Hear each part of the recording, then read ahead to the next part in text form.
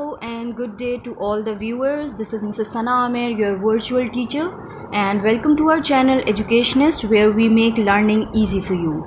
Before we start our topic today, must give a thumbs up to this video, and if you like it, and subscribe our channel to keep yourself updated about our upcoming learning content. Okay, now let's get straight into the topic.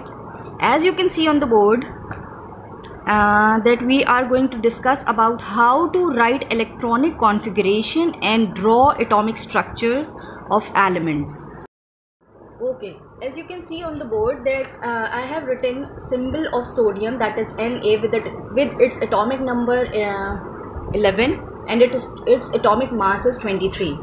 So whenever we are going to write the electronic configuration and draw the atomic structure of certain or specific element, we always use the atomic number, the smaller number, because the atomic number is representing us the number of electrons found in that specific element. So if we are going to write the electronic configuration of sodium, we will write it like this. In K shell, that is the initial or the innermost cell, it will lie with 2 electrons.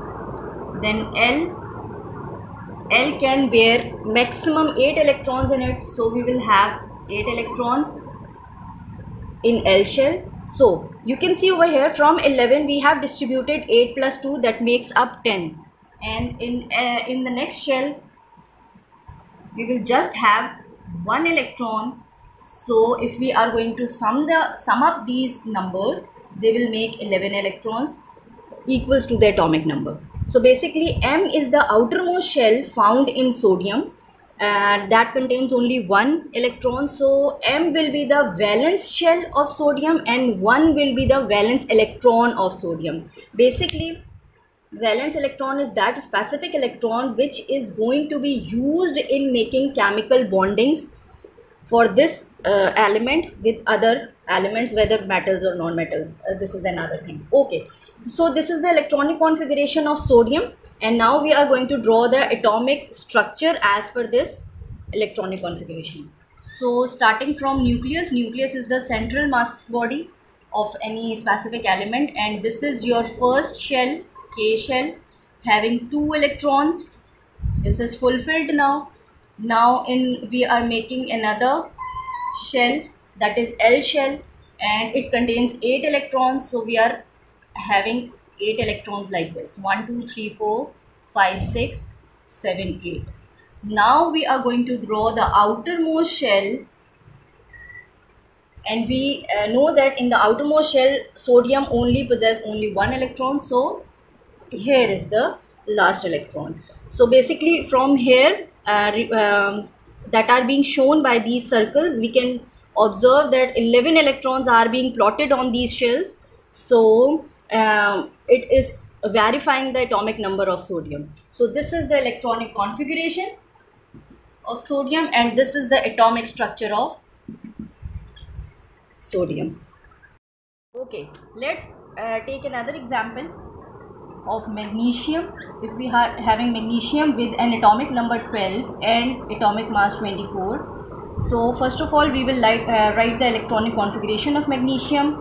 First shell or the innermost shell will be K. It bears only 2 electrons. Then it comes to L. It bears 8 electrons maximum. Then it comes to M. So 8 plus 2 10, and we are having 12 electrons in magnesium. So only 2 we have to plot in M shell, that will makes up 12 electrons. Moving on towards the atomic structure, nucleus first.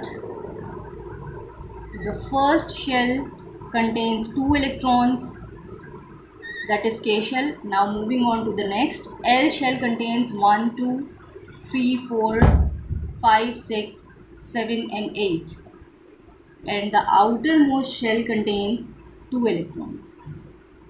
So basically we can say that M is the outermost shell or the valence shell, and 2 are the valence electrons of magnesium. It means that these 2 electrons are going to be used to make chemical bonding for magnesium with other elements. So that's all for now. Today we have learned about how to write electronic configuration and how to draw atomic structure of various elements. We have written down the electronic configuration of sodium and magnesium here, and we have drawn the atomic structure of the same elements here. So I have taken the metals here. Basically sodium and magnesium both lie in the category of metals. So if we are known or familiar with the atomic numbers, we can easily write down the electronic configuration and atomic structures of that particular element. I hope that it was an informative video for you, and inshallah we will come with some other new content for you in order to make your learning easy. So till then, stay tuned. See you soon. Don't forget to like this video. God bless you all.